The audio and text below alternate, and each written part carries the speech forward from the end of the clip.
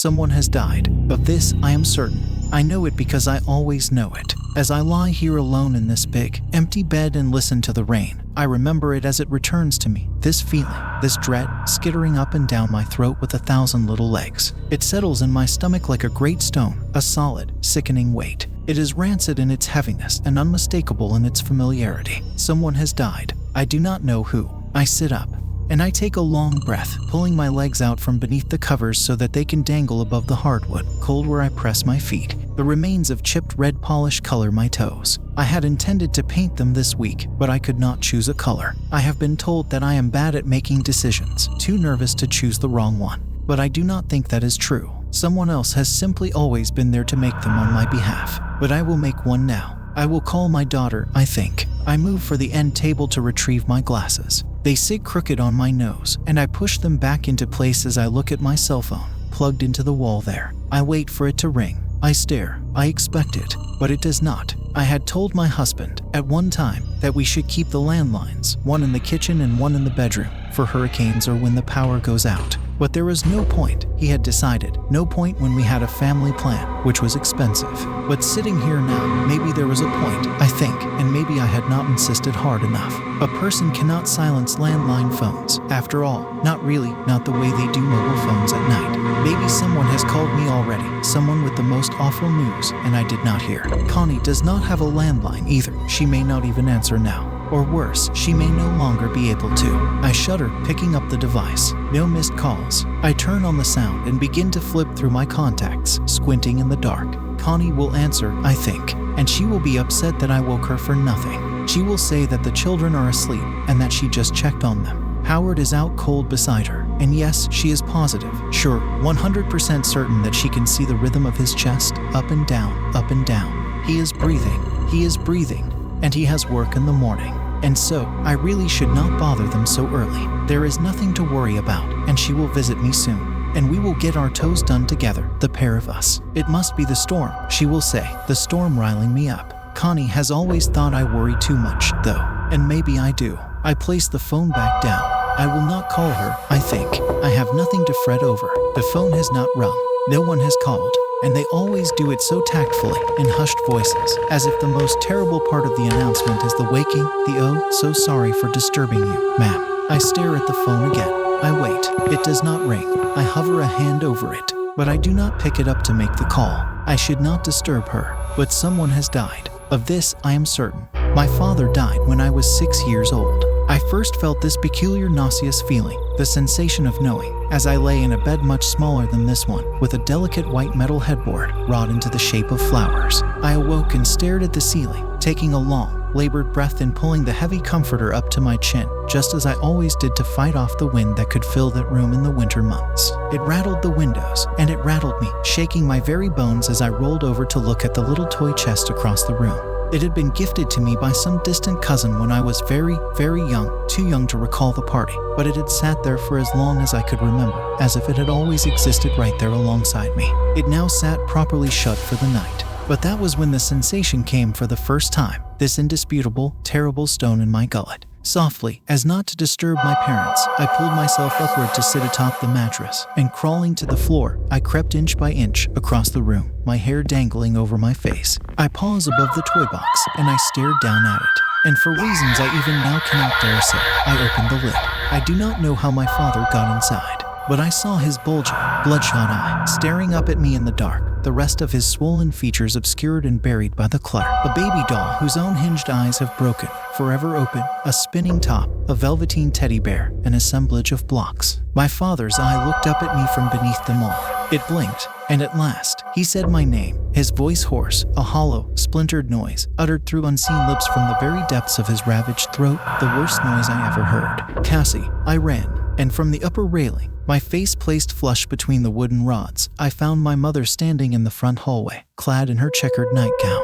She wore her hair in curlers then, and pressed up against a dark, wallpapered wall, she stared at the telephone in the alcove by the door. She stared, and I stared at her staring. And I know now that she knew like I know. But most people can tell, I think, even if they do not realize it. They pick it up in the chilliness of the air, in the lateness of the hour, in an unnatural flicker of a piece of fabric, these tiny signs that something is amiss, that the universe has shifted. They create in a person with enough sense to see a terrible, sinking, heavy feeling. And finally, the phone rang. Sometime later, my mother found me huddled by the doorway to my bedroom. I did not dare go back in, but I had retreated there to cower after a few minutes of listening. She smoked a cigarette, as she told me, a nervous habit people still did around their kids then.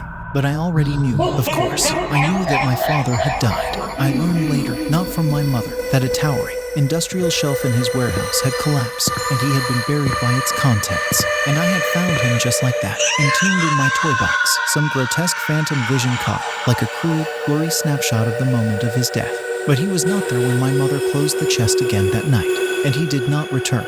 The feeling, however, had been there, this terrible sensation of knowing, the awareness of a death. I had felt it then, and I feel it now.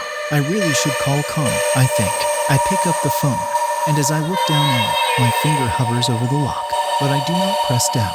I should not bother her. Instead, I tuck the device back in place, and I rise from the bed. I rise, and as if compelled, I move for the closet, the mighty wooden armoire perched right beside the window, where the rain still patters. I stare at it, and I reach out a hand, but I hesitate. I hesitate because I think that if I open it, I might find someone staring back, a rotted specter come to visit, because perhaps it did not know where else to go. I do not deign to know the motives of decaying ghosts, and I still, even now, do not know why I saw my father that night, only that, at his funeral, I cried because they had once again put him in a box. And maybe that was it, after all, the soul's search for a box in which to be put, now that its fleshy container had loosened.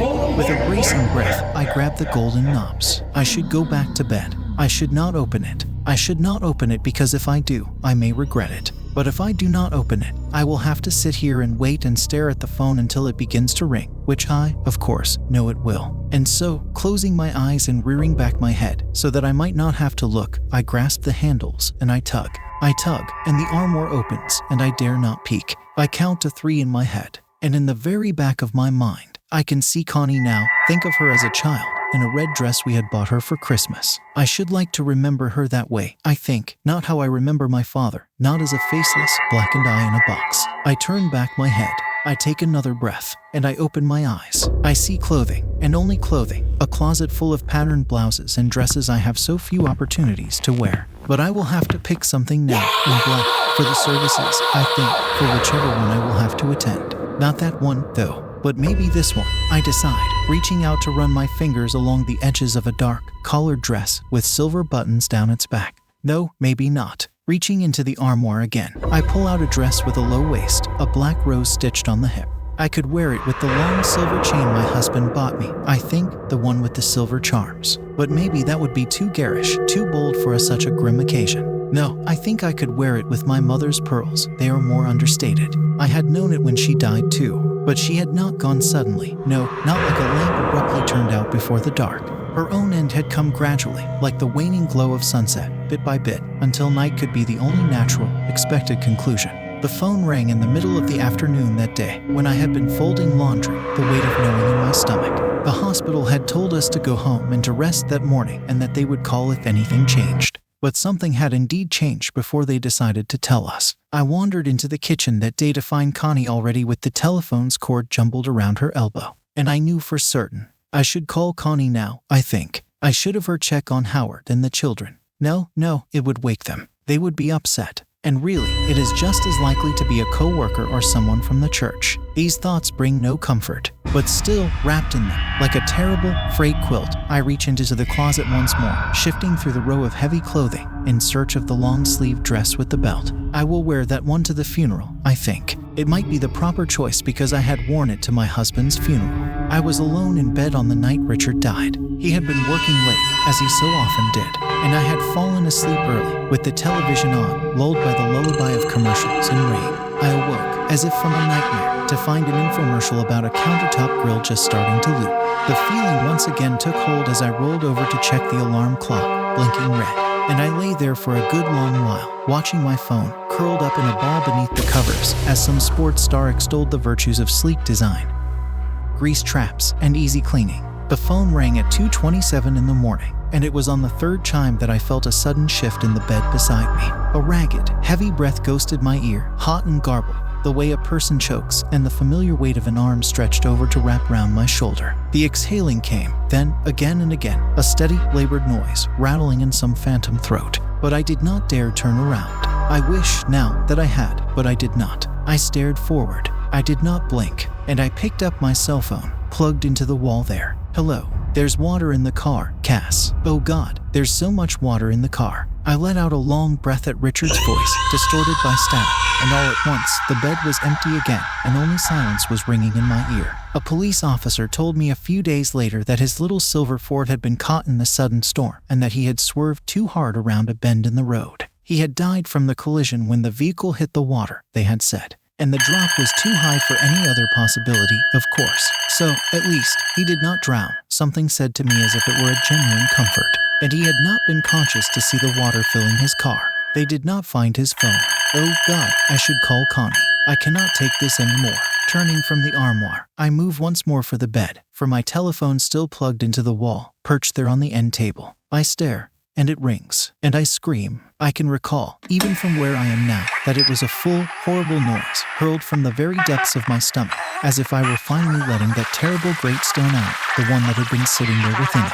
It echoes from the very core of me, but I do not answer the phone. My neighbor in the apartment next door is a nice young man. He has shaggy hair and an earring, and he checks in on me from time to time. I stir him from sleep with my wail, and he will, a few moments from now, come to knock on my door. I do not answer because I am picking up the telephone to see that I have missed a call from Connie. And shaking there in my dark bedroom as he knocks, I decide to dial her again. My neighbor will call the police. He will tell them that he heard me scream a little bit after 3 in the morning. And he will tell that same story still, for many, many years to come, whispered around darkened tables and across the occasional campfire. The police will call Connie, and she will tell them that she had been lying awake all night herself, tossing and turning with a great, heavy weight in her stomach. She will tell them that she had called me when she could no longer bear it, but I did not answer, even though her own phone will ring a few seconds later. She will answer it to hear only her own name, she will say, uttered desperately through a flurry of static.